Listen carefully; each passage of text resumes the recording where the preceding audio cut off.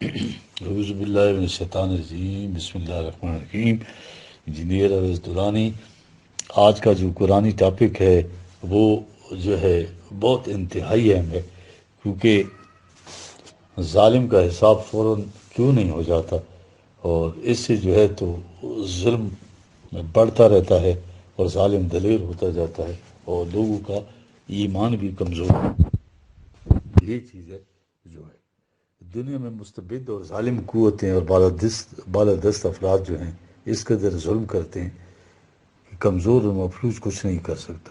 یہ تو آسمانوں پر بیٹھا اللہ کیا کرتا رہتا ہے، بس وہ دیکھتا رہتا ہے کہ مظلوم پر قیامتیں ڈھاتی رہیں، اس کو چاہیے ان کو روک دے۔ یہ سوالات اٹھتے ہیں ذہن میں، اللہ کیوں ظالم کا ہاتھ ظلم سے پہلے پتھر کا نہیں بنا دیتا؟ تو مایوسی میں پھر ایسے اللہ کو ماننے سے بھی انکار ہو جاتا ہے جو مدد کو نہیں آتا۔ یہ ہیں وہ سوالات جو ذہنوں میں ابھرتے ہیں اور شکوک پیدا کرتے ہیں اللہ تعالیٰ کی لا آف ایکویٹل کے بارے میں۔ یہ انسانی اختیار و ارادہ اصل میں ایک نعمت، ایک گوہر آبدار ہے۔ قرآن اس کا جواب یہ دیتا ہے کہ کائنات کی تمام چیزیں مجبور پیدا کی گئی ہیں، اور جس قانون کے تابع انہوں نے زندگی بسر کرنی ہے وہ ان کے اندر رکھ دی گئی ہے، جبکہ انسان کو صاحب اختیار و ارادہ پیدا کیا ہے، اس کو رہنمائی دے دی گئی ہے۔ جی چاہے تو انفرادی یا اجتماعی طور پر بھی اس کے خلاف چلے یا اس کے مطابق چلے، یہ اسی کے اختیار و ارادے پر منحصر ہے۔ جس قسم کی روش اختیار کرے گا تو اس قسم کا نتیجہ سامنے آ جائے گا۔ یہ ہے بہت بڑا انقلاب خارجی کائنات اور انسانی زندگی میں۔ اگر اللہ مداخلہ شروع کر دے تو اس کے معنی کیا ہوں گے کہ اختیار و ارادہ سلب کر لیا، اور انسانوں کو بھی مجبور کر دے کہ وہ بھی مرضی سے نہیں بلکہ مجبوراً اسی روش پر چلے جس پر جو ہے تو باقی کائنات چل رہی ہے۔ ٹھیک ہے، یہ تو ٹھیک ہے کہ ظالم کے ہاتھ کو کوئی مافوق الفطرت کو ظلم سے روک دے، مگر یہ بات کسی ایک فرد یا معاشرے تک نہیں رہے گی، بلکہ ساری نوع انسانی کو یوں پیدا کرنا ہوگا کہ اپنے مرضی سے ہی کچھ نہ کر سکے۔ تو سارا پروگرام تو پھر ختم ہو گیا، اختیار و ارادے کا، اکاؤنٹیبلٹی کا، کائنات کا، پھر میں انسان کی پوزیشن جو ہے اسے بھی دیگر چیزوں کی طرح اللہ کی مرضی کے مطابق چلنا پڑے گا۔ کیا ہم یہ پسند کریں گے کہ ہمیں بھی پتھروں کی طرح مجبور کر دیا جاتا ہے، حیوانات کی طرح ایک جگہ پر چلنے کے لیے مجبور کر دیا جاتا اور اختیار کو سلب کر لیا جاتا؟ تو کوئی شکایت کنندہ اگر ٹھنڈے دل سے سوچے تو سب یہ کہہ دے گا کہ نہیں، ایسا تو نہیں ہونا چاہیے۔ وہ یہی کہے گا کہ ظالم کا ہاتھ روک دینا چاہیے، اس کا ارادہ تو سلب کر لینا چاہیے تھا۔ سوال انفرادی تخصیص کا نہیں ہے کہ کسی کا ارادہ تو اللہ سلب کر دے اور کسی کو صاحب اختیار رہنے دے۔ ایک نوع جو ہے، ایک مخلوق کے لیے ایک ہی قانون کار فرما ہوگا، کوئی بھی نہیں چاہے گا کہ یہ ارادہ سلب کر لیا جائے۔ یہ آزادی کی جدوجہد کا تو نام ہی حق خود ارادیت کہتے کس کو ہیں؟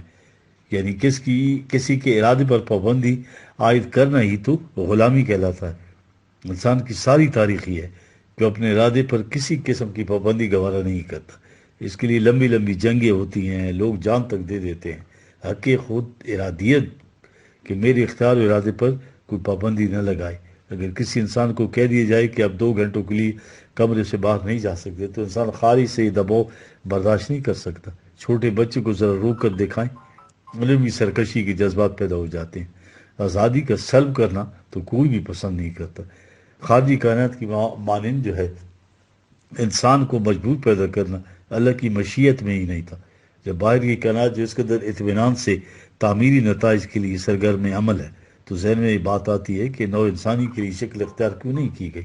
ان میں سے ہر ایک ہی روش ایک ہی ڈگر پر چلتے جاتا تو کیا ہو ہمارے لیے مشکل تھا۔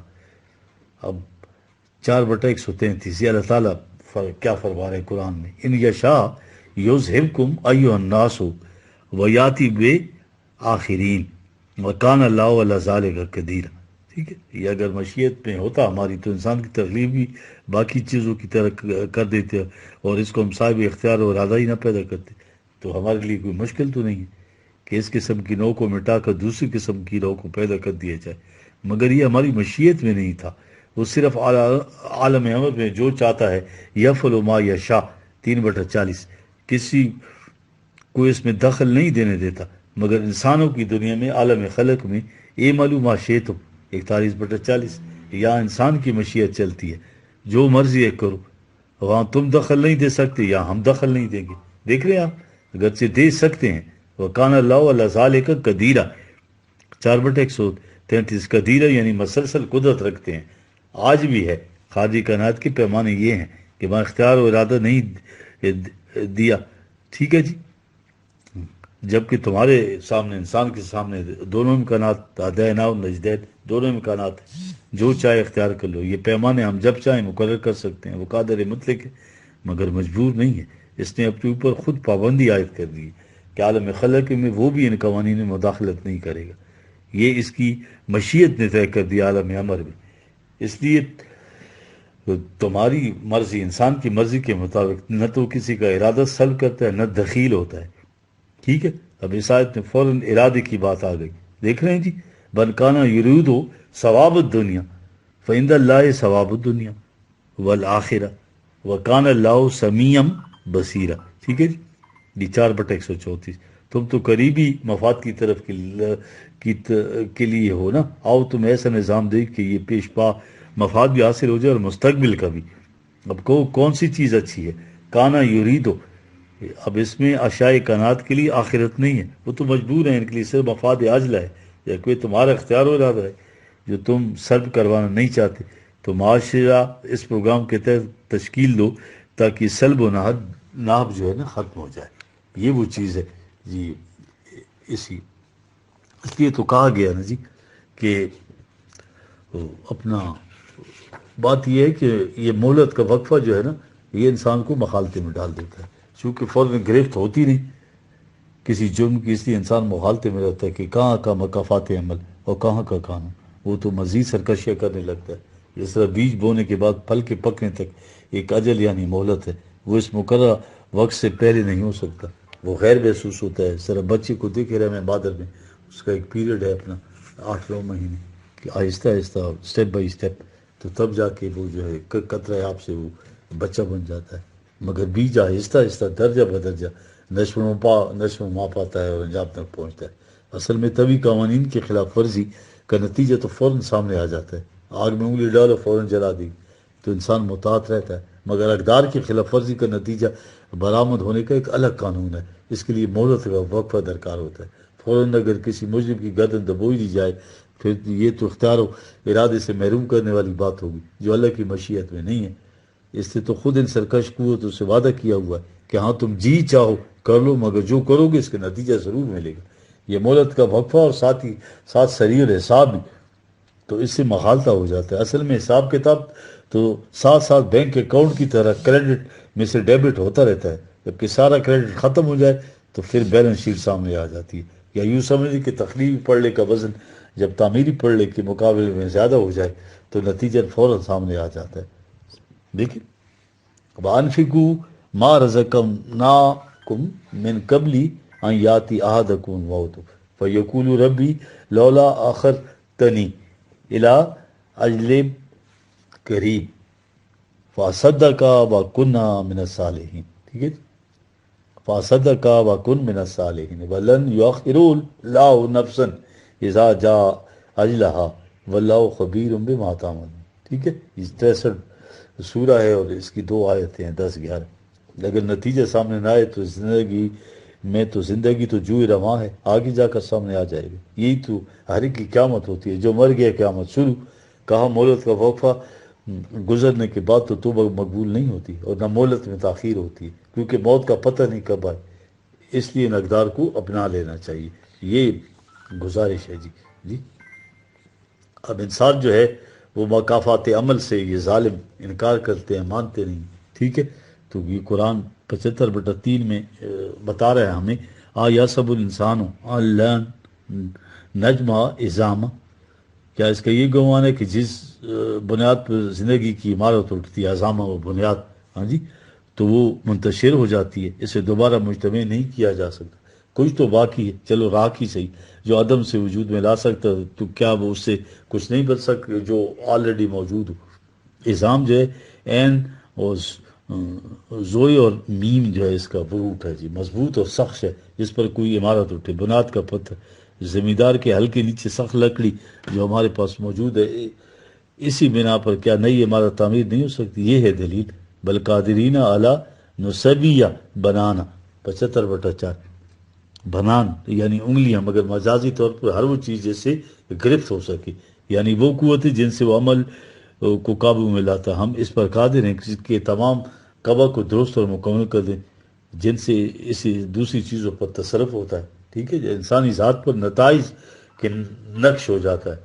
ٹھیک ہے جی، جو کچھ ہم کرتے ہیں. دیکھیے 75ویں سورہ ہے اور 2 آیتیں اس کی لے لیں جی، 14-15. بل الانسان علی نفسہ بصیرہ ولو القی معاذیرہ. آج تو یہ معذرتیں پیش کر کے دلائل دے کر ان جرائم کو چھپانے کی کوشش کر رہا ہے نا، مگر مقافات کے وقت باہر سے کوئی نہیں آئے گا، خود اپنے آپ پر گواہ ہوگا، دلیل ہوگا. یعنی اس کی ذات جس پر ہر عمل نقش ہوتا جا رہا ہے، پرنٹ ہوتا جا رہا ہے، اس کا یہ عمل نامے ہوں گے.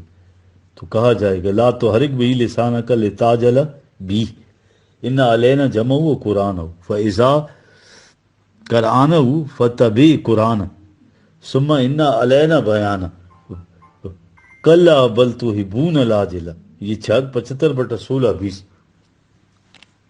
اب اس کی جو تفسیر دی ہوئی ہے تو یہ چونکہ وہ آیت کے ساتھ کوہرنس نہیں ہے پچھلی آیت کے ساتھ، تو یہ تفسیر جو ہے نا اس کی کہ اس کے ان کے مطابق تو یہ جبریل وحی لاتے تو آپ تیزی سے پڑھتے کہ کوئی رہ نہ جائے، تو کہا گیا جلدی مت کرو، تم یہ نہیں بھول سکو گے، ہم ان کو محفوظ کریں گے. یہ تو وحی کے قرآن تصور کے سراسر خلاف ہے.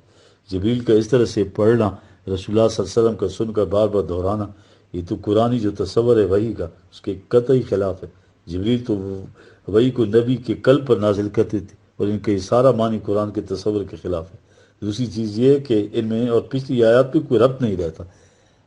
آخر جب جو ولو القی معاذیرہ غلط اعمال کی چاہے جو جواز پیش کرو اس کو کوئی فائدہ، یہ آیت ہے پچھلی، دیکھ رہے ہیں آپ جی.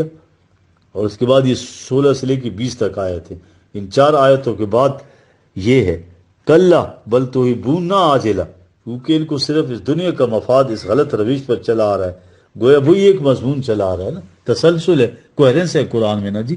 رابطے کا تقاضا یہ ہے کہ ان آیتوں کو مفہوم بھی اسی مضمون کے اس سے متعلق جو پیچھے چلا آ رہا ہے، اس کے بعد آگے چلایا جا رہا ہے، جہاں جلدی کا تعلق ہے قرآن کے دوسرے مقام پر ہے، مگر اس کا مفہوم کچھ اور ہے. وہاں یہ الفاظ کا دوران جبریل کے ساتھ بات نہیں ہے. ولا تاجل بالقرآن من قبل ان یبدأ الیک وحی. ٹھیک ہے، یہ 20/114 قرآنی پروگرام پر عمل کرنے سے پہلے اس